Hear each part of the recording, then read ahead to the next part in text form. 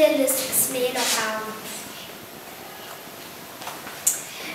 Bet gausis ne bet koks kalnas, o dryžuotas. Kristalus galima daryti ir namuose. Tai va, į bliūdą įpilkite vandens. Paskui įberkite į druskos.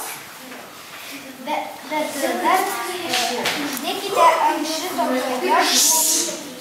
Bet gyvūnų skendia laivai, tai susisluoksniavusių, mirusių gyvūnų liekamomis.